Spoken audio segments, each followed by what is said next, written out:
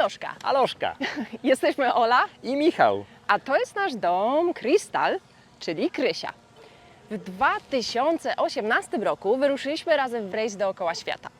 Kiedy to nagrywamy, to mamy za sobą już 6,5 roku mieszkania i życia razem na jachcie. Ale Dla mnie jest to już drugi rejs dookoła świata. Krysia jest moim domem już od 2008 roku, kiedy to zamieszkałem na niej i zacząłem pływać po morzach i oceanach świata. W drodze z Indonezji na Filipiny kilka tygodni temu strzeliło mi niewyobrażalne 200 000 mil morskich stażu. i dzisiaj pogadamy właśnie o tym, jak to się stało, że Michał przepłynął te 200 000 mil? Rozmowa wyszła nam bardzo długa. Ten film to część druga. Jeśli nie oglądałeś pierwszej, to link do niej znajdziesz w opisie. W tym odcinku dowiesz się, czy kończąc pierwszy rejs dookoła świata, myślałem już o drugim, gdzie poznaliśmy się z Olą oraz jakie dwa bardzo ważne pytania jej zadałem na początku naszej znajomości.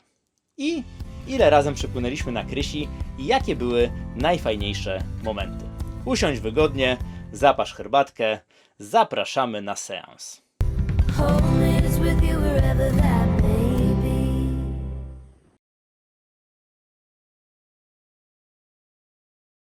Wracamy.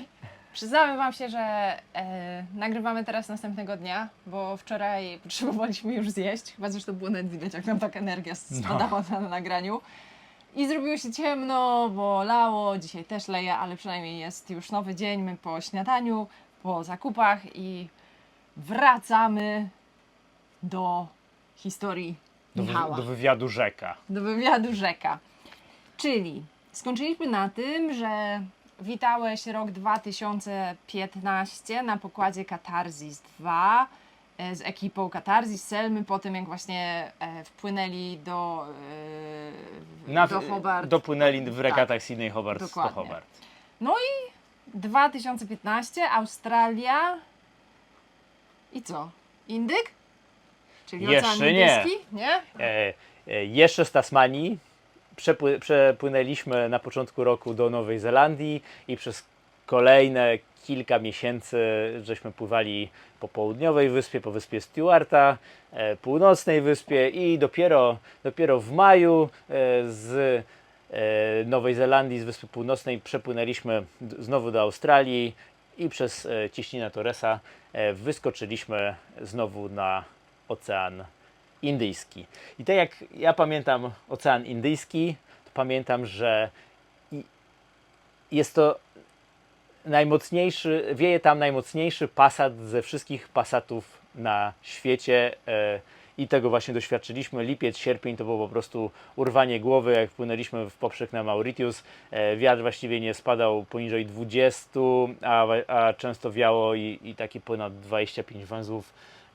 Płynęliśmy strasznie szybko i bardzo niekomfortowo, ale Krysia waliła takie dobowe przeskoki po 160-190 mil.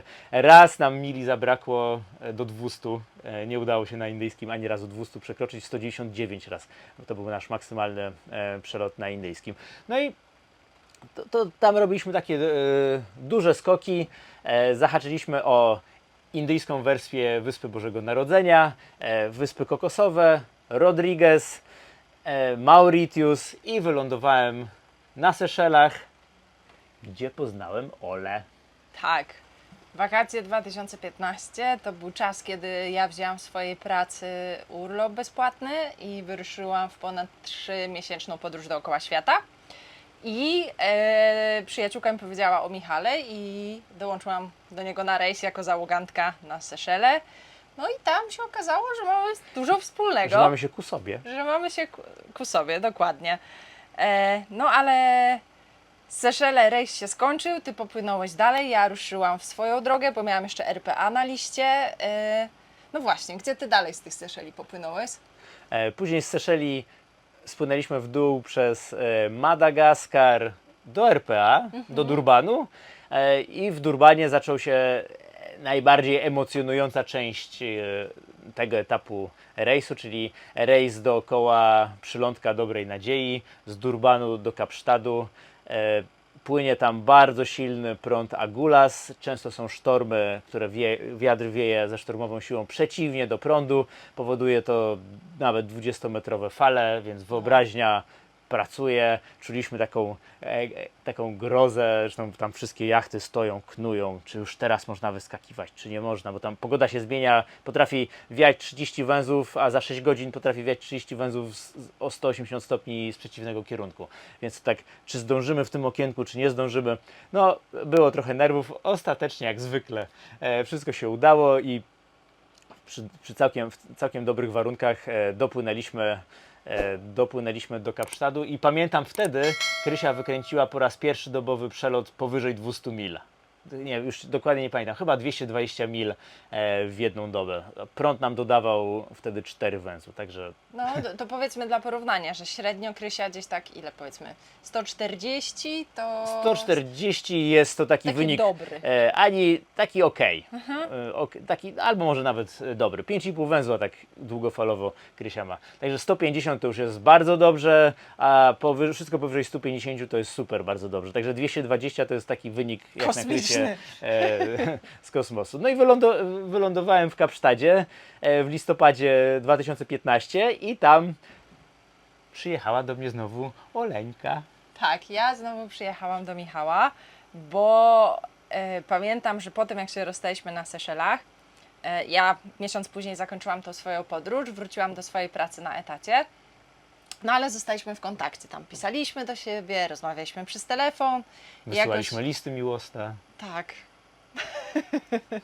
Tak, były maile, bo wtedy jeszcze nie było Starlinka i było wysyłanie tylko maili, jak ty płynąłeś, no. I pamiętam w listopadzie byłam na delegacji w Neapolu i przysłałeś mi takie 2 pytania.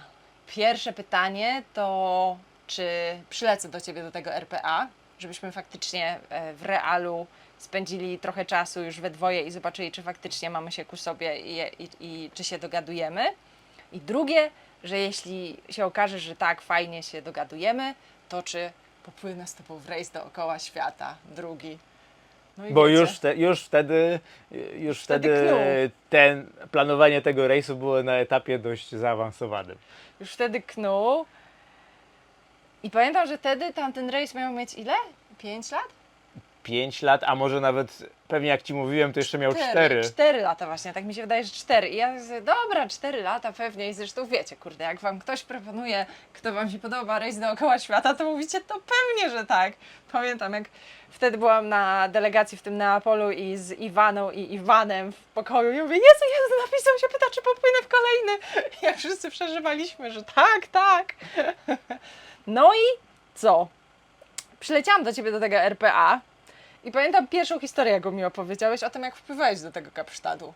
Tak, wejście do Kapsztadu było niezapomniane. Już w Durbanie, czyli RPA od strony indyjskiego, szwankowała nam skrzynia biegów. Po prostu jak płynęliśmy naprzód, to wycie w Krysi było niewyobrażalne, nie dało się rozmawiać. I już z Durbanu skontaktowałem się z mechanikami w Kapsztadzie i zamówiłem nową skrzynię biegów. I wyobraźcie sobie, ta stara wyła, ale działała, dopłynęliśmy do Kapsztadu, pamiętam, że dopływamy do główek portu, trzeba było na radiu zadzwonić skontaktować się z kapitanatem, żeby dostać zgodę na wejście do portu. No i ja wrzuciłem na luz, bo inaczej to w życiu bym nie usłyszał, co oni do mnie mówią przez to wycie. Dostaliśmy zgodę wejścia i pyk, wrzucam bieg do przodu, a bieg do przodu nie wchodzi, Krysia nie idzie, dupa. Okazało się, że skrzynia odmówiła posłuszeństwa, ale jeszcze działał bieg wsteczny. I na biegu wstecznym naprawdę ogromniasty port, tam się płynęło, myślę, że dobre 20 minut do mariny, która była w najgłębszym kącie. Płynęliśmy na wstecznym, a dyżurny z kapitanatu darł się na nas, że tak nie wolno i nie można tak sobie pływać na wstecznym, ale na wszelki wypadek udawaliśmy, że go nie słyszymy, żeby się nie okazało, że nie wiem, że mamy odpływać stamtąd, że nas zawraca. Udało się jakoś na tym wstecznym zacumować, nic nie demolując i już tydzień później Krysia miała nową skrzynię biegów Ola przyjechała, a już Krysia była zreperowana. Tak, zreperowana, a wtedy pamiętam troszkę się powłóczyliśmy po Kapsztadzie i okolicach. I potem spotkaliśmy się znowu pół roku później jakoś Na moje 35. na twoje urodziny. 35 urodziny w Nowym Jorku.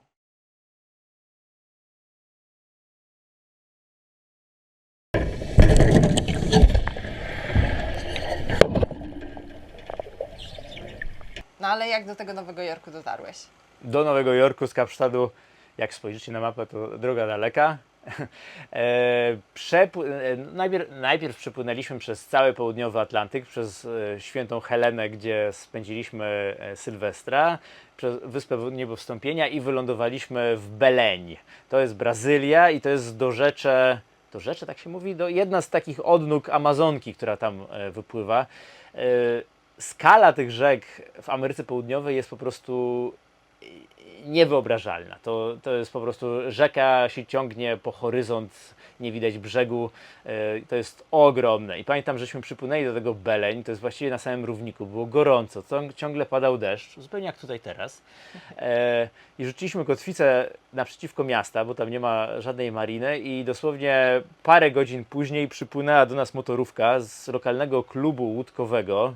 Ciężko to nazwać jacht klubem, bo tam głównie były motorówki i mówią: słuchajcie, o Boże, nie możecie tutaj zostać, zabiją was tutaj bandyci w nocy, chodźcie do nas do klubu. I tym sposobem, nawet nie wiedziałem, że jest taka możliwość, żeby w tym klubie stanąć, tym sposobem dostaliśmy w prezencie cumowanie przy kei na zamkniętym terenie, co było fajne. Okazało się, że do Belém przypływa średnio jedna żaglówka rocznie i w ogóle nie ma takiej, a już żeby się odprawiać, to pewnie jeszcze 1 na 5 z tych, co przypływają, czyli 1 na 5 lat. I po prostu chcieliśmy się stamtąd odprawić z Brazylii, ale w ogóle w miejscowym kapitanacie nie było takiej opcji, nie było coś takiego jak jacht. Nie istnieje. Dla nich istniały tylko statki. My nie mieliśmy papierów zawodowych załogi i po prostu wykonanie papierków było niemożliwe. I pamiętam, że żeśmy z tego Belém po prostu, z Brazylii ogólnie wtedy uciekliśmy bez załatwienia żadnych formalności. Bo właśnie tutaj może powiedzmy tym, którzy nie wiedzą, że jeżeli my podróżujemy jachtem i zmieniamy kraje, to do każdego kraju, tak jak na lotnisko przylatujecie, musicie przejść zazwyczaj odprawę graniczną, gdzieś tam celniku, to wszystko musi przejść jacht też i załoga.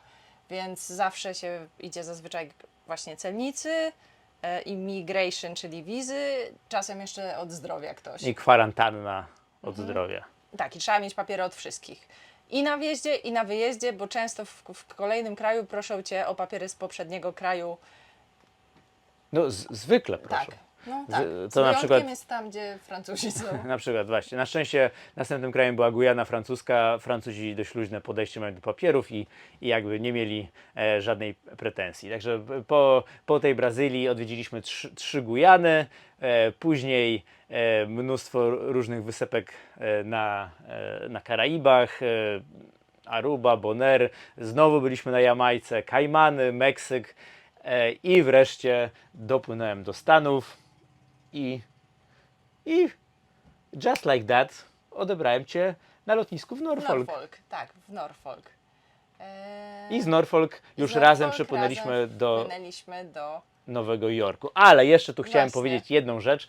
W drodze do Norfolk płynęliśmy z Miami, płynie się Golfstromem, rozwanym również prądem zatokowym i jest on naprawdę silny. I tam Krysia pobiła rekord, te 220 mil z prądu Agulhas. Tam zrobiliśmy 248 mil w jedną dobę i to mimo wiatru, który był średni. To znaczy w ciągu tej doby nawet płynęliśmy trochę na silniku, bo wiało kiepsko. Także prąd był obłędny. 4 węzły i więcej. No i Nowy Jork. Nowy I to Jork. było spektakularne i bardzo ciekawe doświadczenie.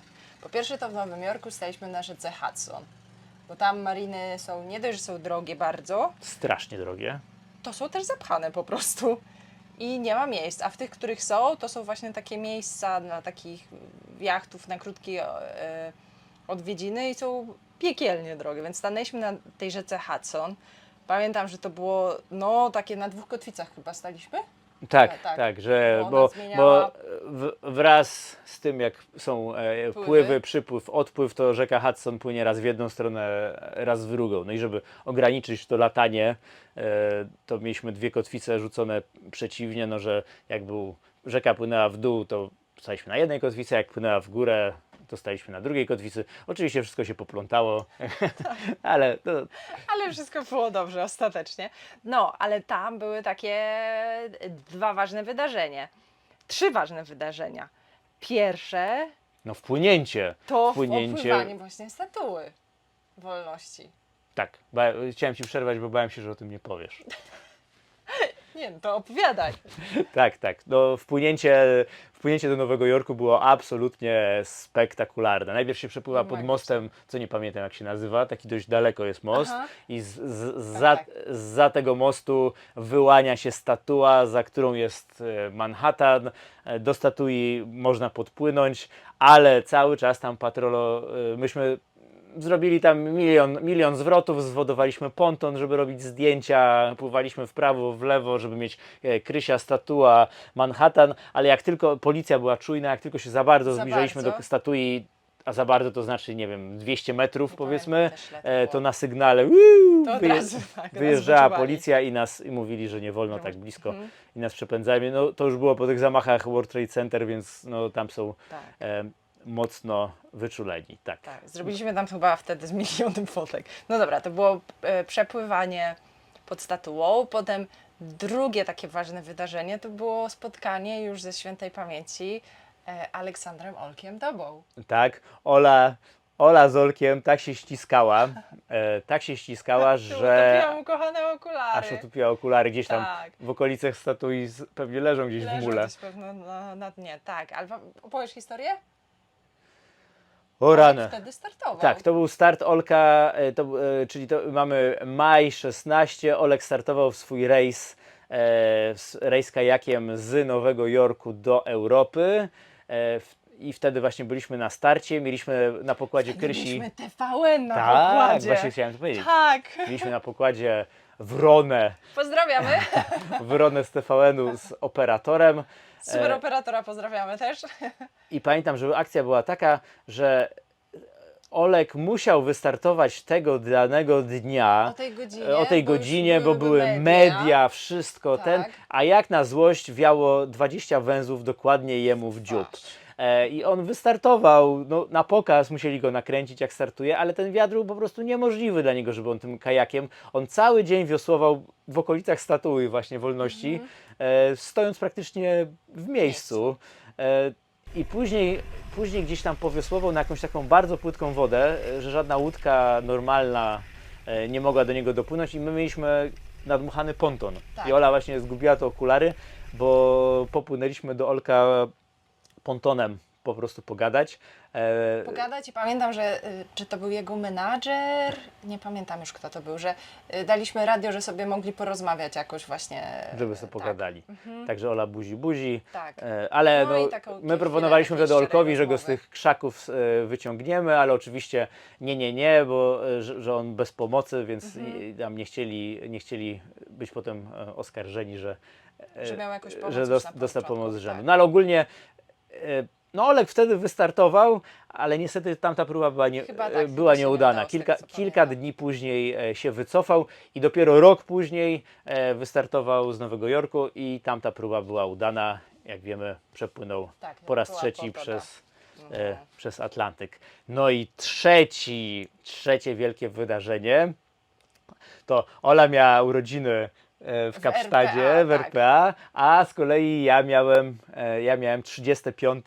urodziny wtedy w Nowym Jorku i Ola przygotowała całą listę atrakcji. No, największą chyba atrakcją było pojechanie, wycieczka. Helikopterem lecieliśmy nad Statuą Wolności. A cholercie, o tym zapomniałem. Tak, helikopterem nad Statuą Wolności, hotel na Manhattanie. Tak. i Tak, wycieczka na zgadanie się w Niagarę. ogóle z załogą, że go porwę na jedną dobę, tak, to się fajnie udało, a później jak załoga pojechała i miałeś przerwę, jedną z niewielu w tamtym rejsie, to Cię porwałam i pojechaliśmy nad Niagarę. Nad Tak. Niagarę samochodem też super. i było świetnie. To było świetne i pamiętam wtedy się dowiedziałeś, że urodziła się Zoja. Pozdrawiamy Zoję. Tak? Tak. Pewnie tak. To był tak, 3 czerwca? A no tak. Czerwiec, Zgadza, tak, 2016. zgadza się. No i to jest właściwie był koniec rejsu.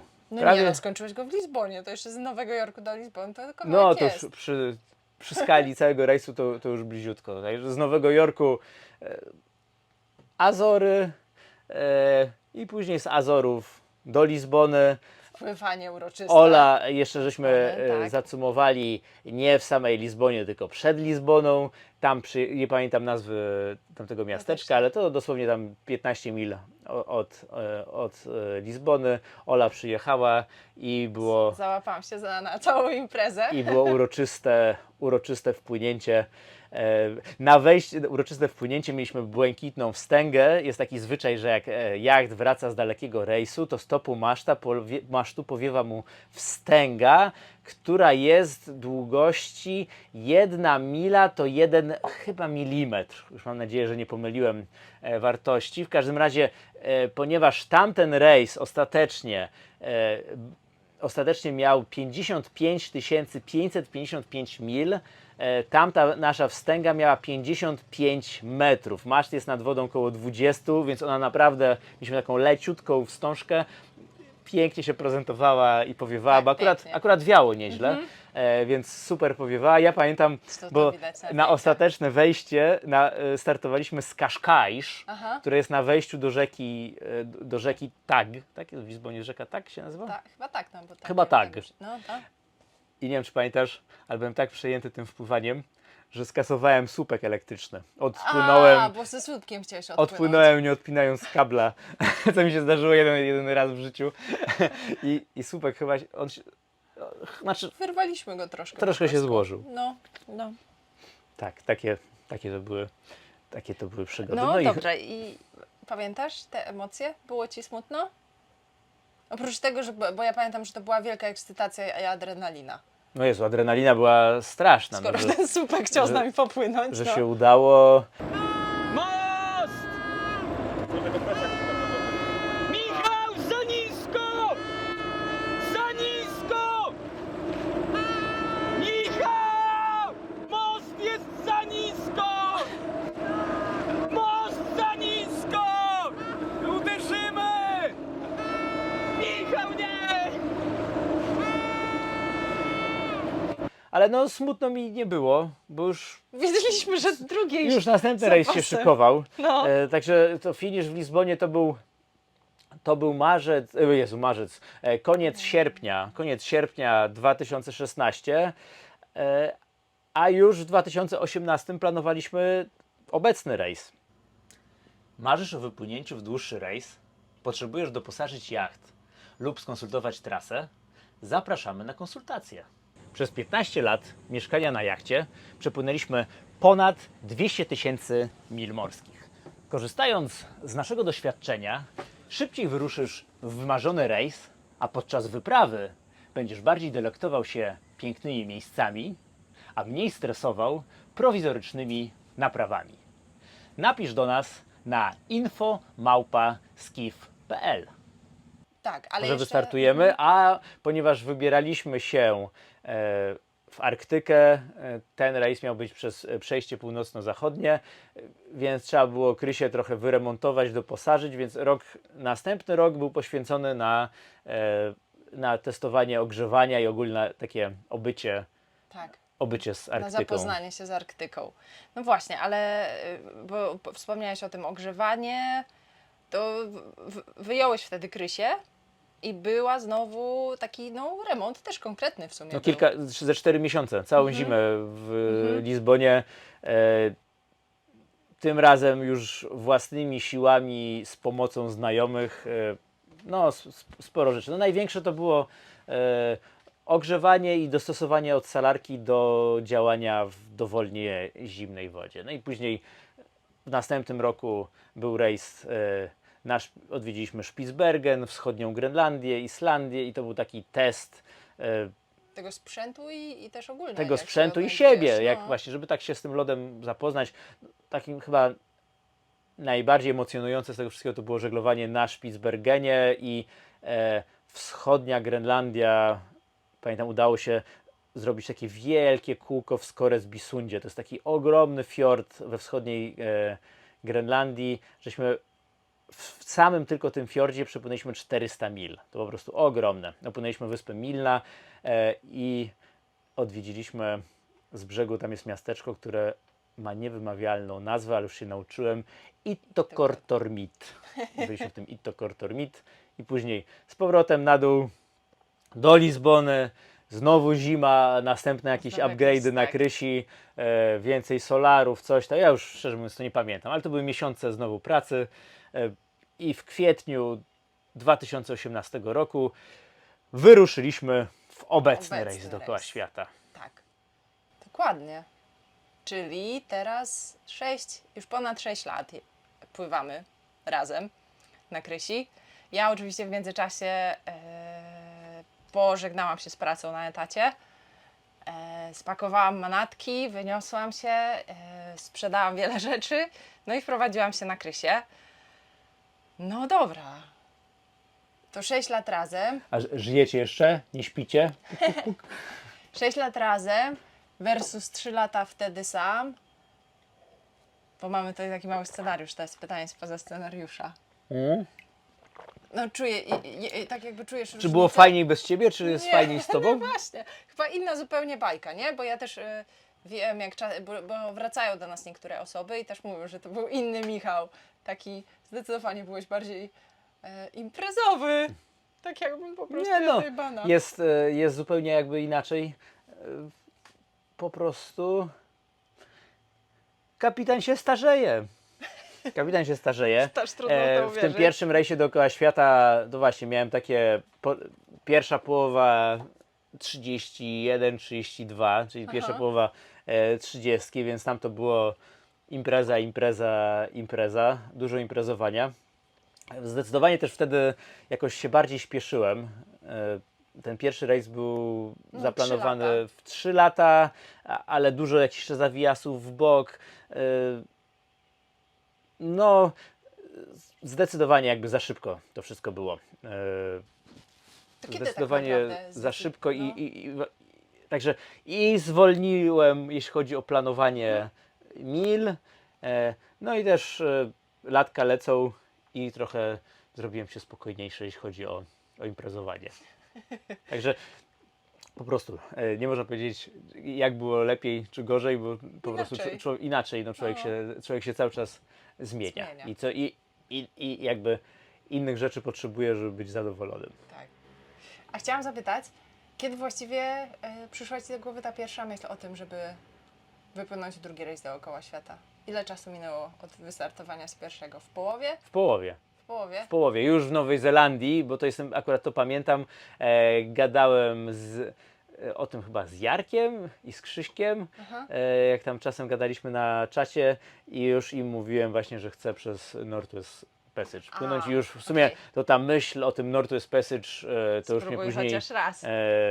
już mnie nie opuszczała, no i taki był No właśnie, bo jak wyglądała Taki był zamysł pierwotna trasa? tego rejsu. Wypłynęliśmy w kwietniu z Lizbony, przepłynęliśmy przez Irlandię, Islandię, dopłynęliśmy do Grenlandii.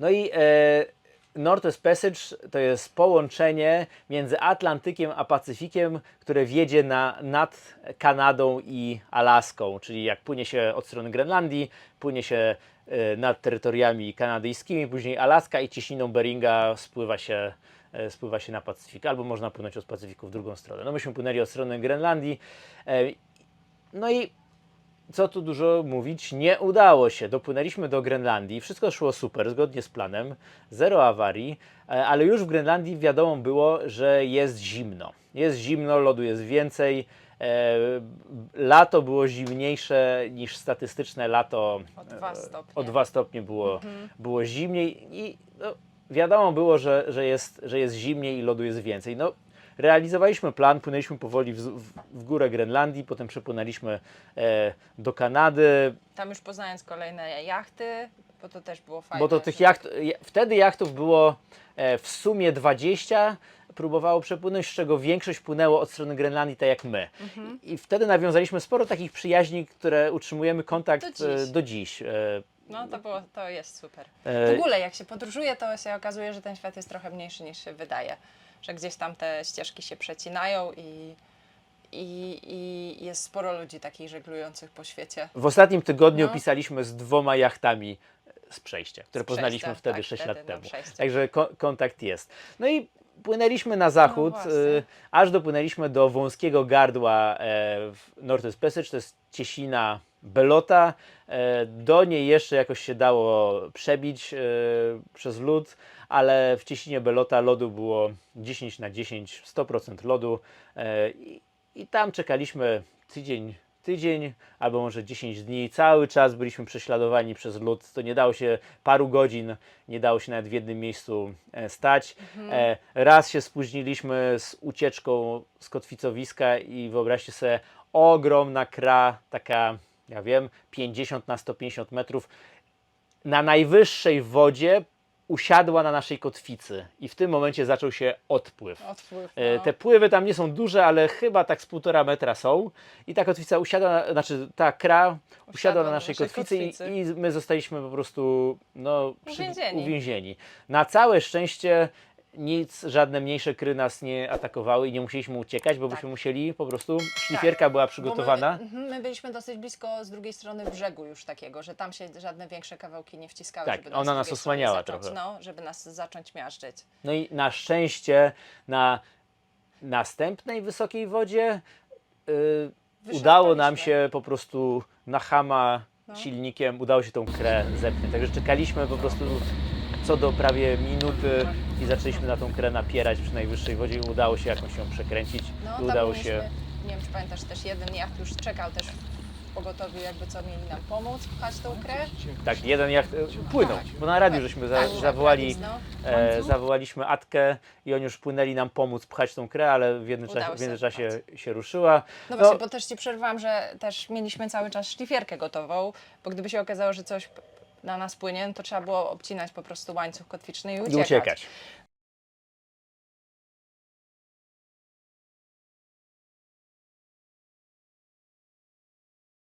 Bo to był też ten rok, w którym jedyny do tej pory przypadek, i miejmy nadzieję, że tak zostanie, kiedy niestety zatonął jacht na przejściu północno-zachodnim.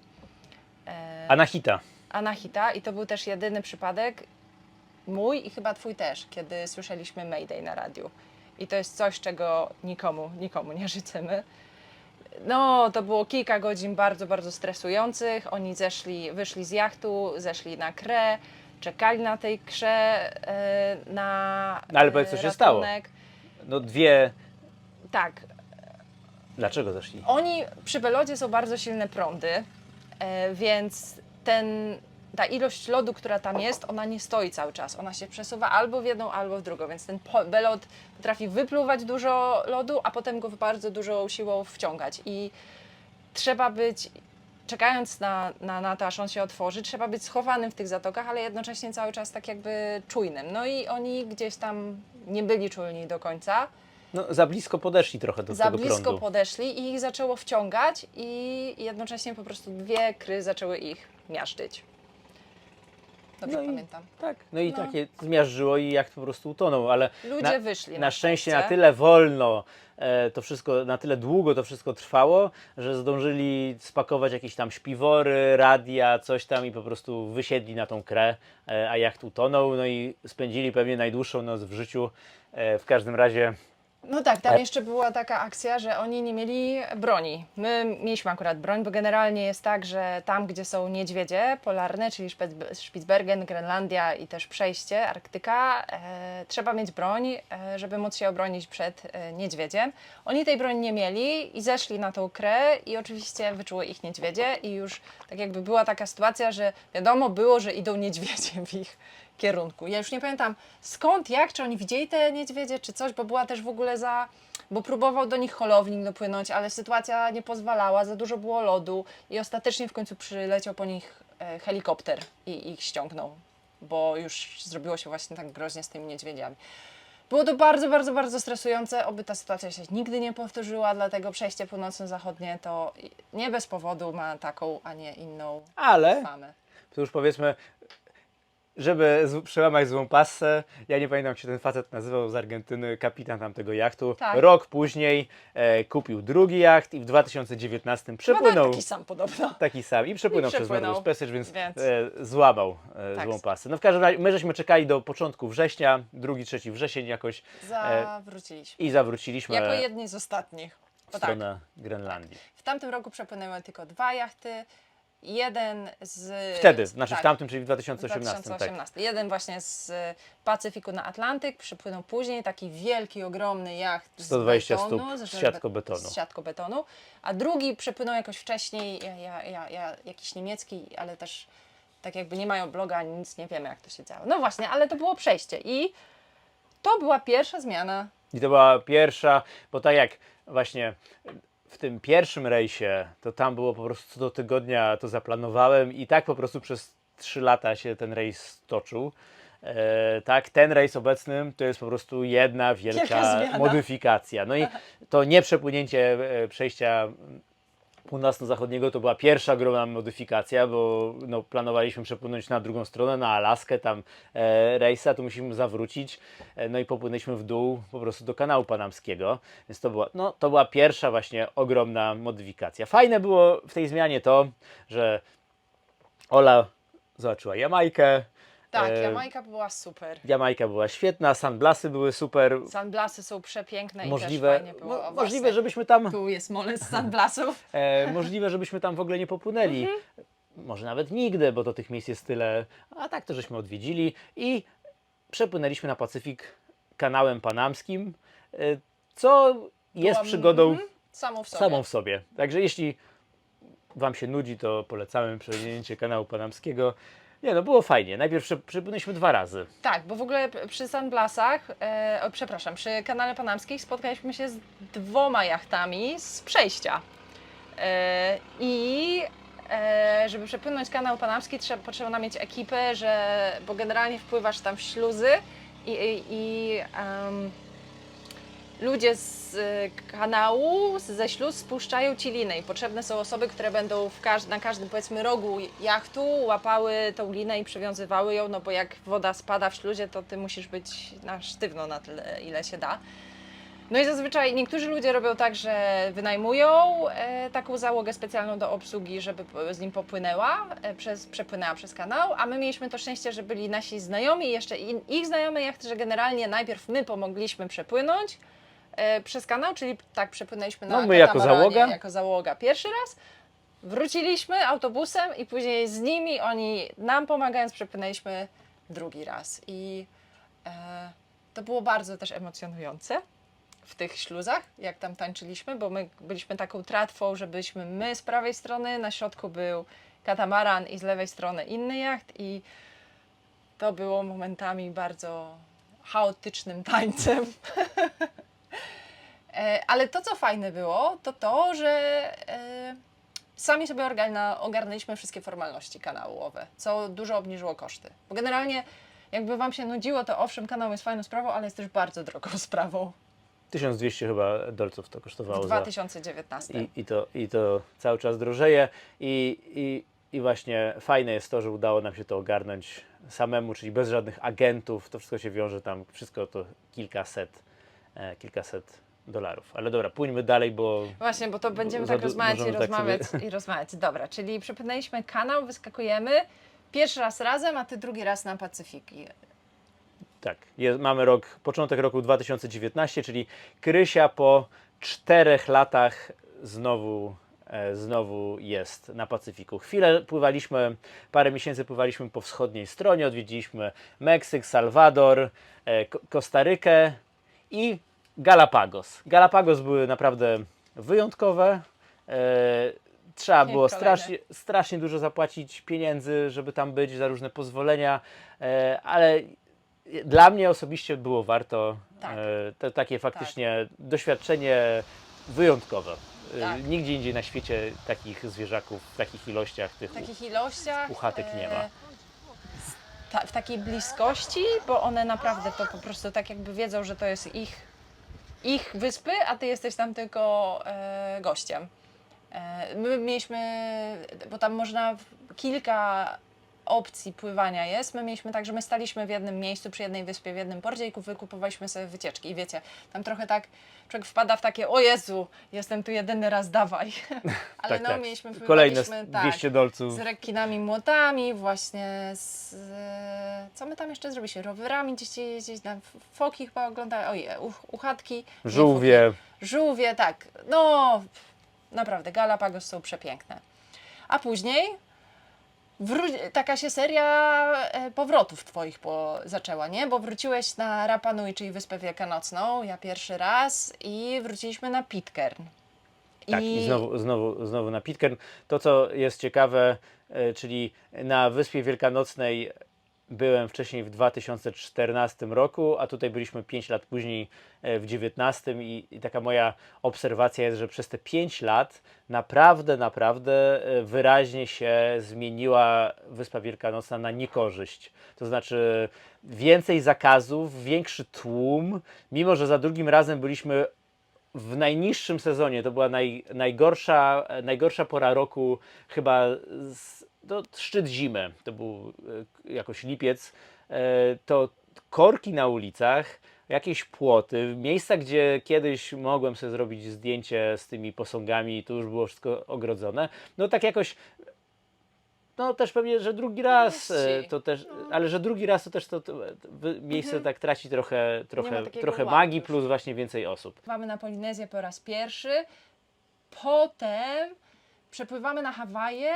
i na Hawajach złapał nas COVID. I to była druga ogromna zmiana. Tak. Pierwsza ogromna zmiana była przejście, a tu COVID i wszystko stanęło. Cały Tak. Pacyfik stanął. Tak, i COVID myślę, że nauczył nas elastyczności większej. Tego, że chyba wszystkich zresztą, że nie ma co planować tak daleko, że wszystko się może zmienić naprawdę i mam wrażenie, że trochę to nam zostało takie. I to nam też pokazało, że jesteśmy w stanie pływać we dwoje tylko, bo stamtąd zmieniliśmy tak plan, że popłynęliśmy na Alaskę. Pływać we dwoje i mniej się śpieszyć. Mniej się śpieszyć, pływać we dwoje i też budżetowo jakoś to jesteśmy w stanie ogarniać. O Alasce będzie jeszcze na kanale, więc też znowu, żeby Was nie zagadywać, wróciliśmy z tej Alaski z San Francisco, pierwszy raz przepłynęliśmy pod mostem, później Meksyk, jeden remont, znowu Hawaje, Polinezja i mamy rok 2022. Wiemy już, że jesteśmy zakochani po uszy w Alasce i postanawiamy.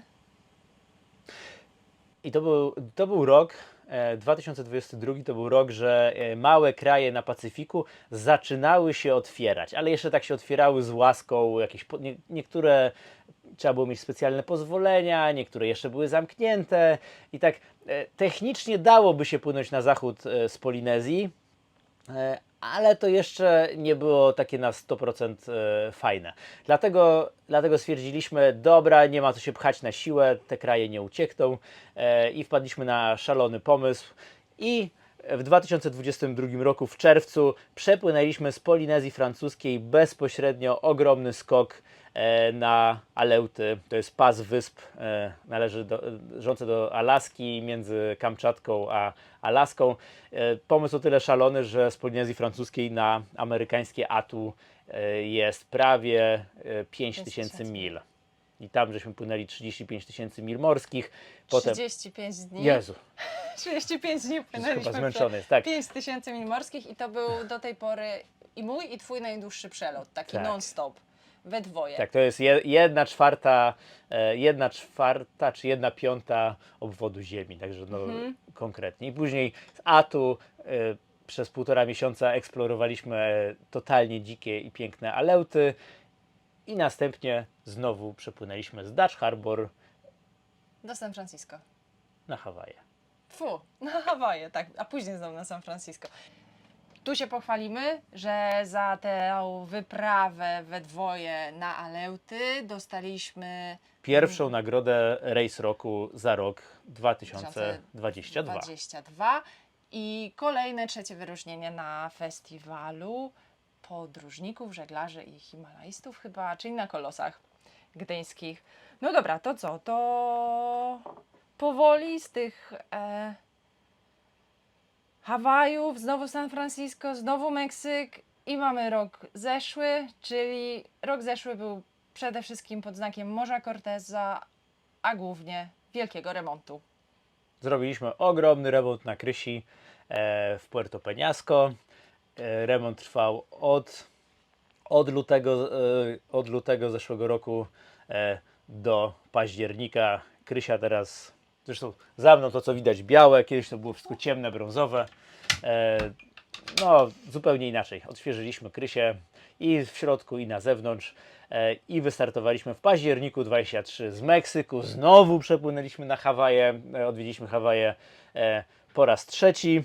I są super. Hawaje to jedno, myślę, z naszych ulubionych miejsc. Żeby nie było, że znowu na Hawaje, to zdecydowanie jedno z Tak, ulubionych za każdym miejsc. razem na tych Hawajach było fajne. Możliwe, że i czwarty raz tam Tam kiedyś. wróć. Choć są żeglarsko mało przyjemne, ale to jeszcze kiedyś o tym Wam opowiemy. Tak, i już żeby dopłynąć wreszcie do tej Azji, gdzie jesteśmy teraz. Z Hawajów Ola musiała na chwilę polecieć do Polski, a ponieważ mieliśmy dość sztywny terminarz, już mieliśmy rejsy na Palau poumawiane z ludźmi, więc z Hawajów na Palau przepłynąłem sam. 4000 mil morskich to z kolei to był mój najdłuższy przelot samotny i drugi po tamtym na Aleuty najdłuższy w ogóle ever. Także odwiedziliśmy Palau, miesiąc się szwendaliśmy, z Palau już Ola doleciała na Palau, przepłynęliśmy razem do Indonezji, w Indonezji spędziliśmy parę miesięcy No, jakieś pół roku prawie, no. i teraz ostatnio z Indonezji przepłynęliśmy w górę na Filipiny i właśnie podczas tego przelotu pękła ta magiczna liczba 200 000 mil stażu. To nie jest 200 000 na Krysi, to jest 200 000 w sumie wszystkiego. No ale to Krysia jest raptem 7000 mil z tyłu. Także, Prawie to samo. prawie to samo. Także Kotek od startu w Lizbonie, tutaj mam notatki.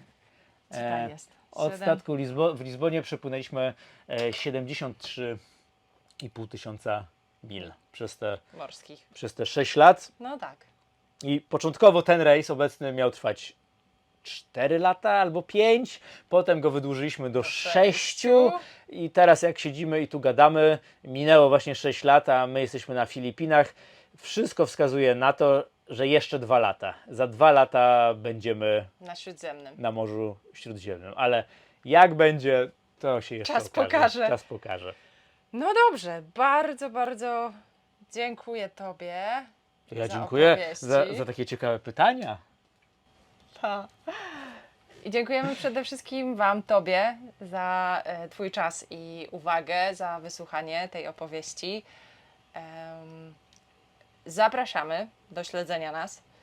Mamy naprawdę dużo różnych materiałów i powoli będzie to wjeżdżać. Tak jak powiedzieliśmy, nauczyliśmy się, że możemy trochę zwalniać. Tutaj te Filipiny to jest właśnie taki czas teraz na zwolnienie. Mamy trochę rejsów zaplanowanych, więc możesz wejść na stronę skiff.pl i sprawdzić, co tam się jeszcze w trawie piszczy, a najlepiej to zapisz je na naszego newslettera. Dokładnie, to będziesz na bieżąco. To będziesz na bieżąco i tam też tak naprawdę przerzucamy się powoli, że właśnie newsletter to będzie to miejsce, o którym będziemy informować o rejsach. Pisz w komentarzach, jeśli cokolwiek chciałbyś, jakąś historię więcej usłyszeć, opowiedzieć. Ty mówisz, że nie masz za dużo z tego poprzedniego rejsu materiałów, jakichś wideo, ale jakieś tam filmy i zawsze można poopowiadać po prostu, usiąść i poopowiadać, taką pseudo wystąpienie takie zrobić. I co? Ty chciałeś coś jeszcze dodać? Ostatnie słowo? Dziękuję bardzo. Do usłyszenia w następnym filmie. I na koniec jeszcze, oczywiście jeśli Ci się podobało, to polub ten filmik. Dawaj lajki, Subskrybuj. subskrypcje, udostępniaj. I jeżeli lubisz to, co robimy i masz ochotę nas jakoś wesprzeć, dmuchnąć Krysi w żagle, to zapraszamy. Jest kilka opcji. Możesz zostać naszym patronem, regularnie wpłacając nam do naszego budżetu, albo po prostu postawić nam kawkę. Będzie nam bardzo, bardzo miło. I do zobaczenia wkrótce. Aloszka! Let's go adventure in the deep blue sea.